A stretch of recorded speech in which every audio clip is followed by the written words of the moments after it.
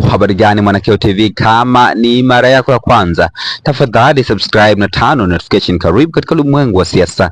Jina langu ni Dwakeo TV. Rais wa TLS Boniface Mwabukusi amemuunga mkono Askofu Msomba. Askofu Msomba alikata katika ibada ya Jumaa Kuu, ambapo alisisitiza zaidi kwamba viongozi mbalimbali na wabunge waache kuwa machawa. Uchawa unaharibu serikali.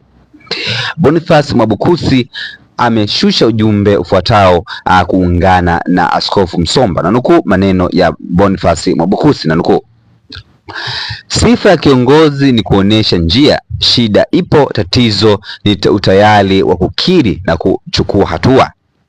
Tulikuwa na nyufa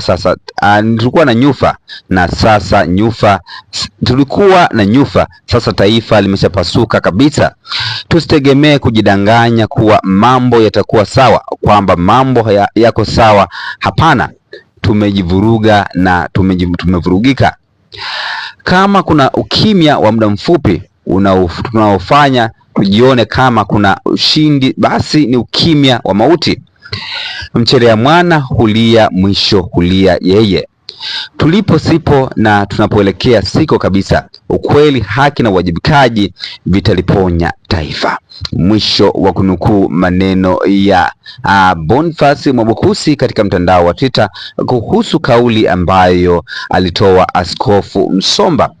Askofu Msomba ni mmoja wa maaskofu ambao ni gwiji kweli kweli katika kuzungumza, lakini pia katika kuzungumzia masuala ya haki. Maoni yamekuwa ni mengi katika chapisho la rais wa TLS, rais wa mawakili Tanganyika, ambaye ni Boniface Mwabukusi.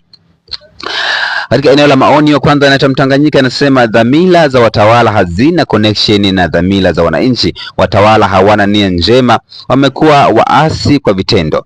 Kuua wananchi unaoongoza ni wasi, kuuza rasilimali za unaoongoza ni wasi, kuvunja demokrasia ni wasi. Serikali imefanya wasi dhidi ya wananchi.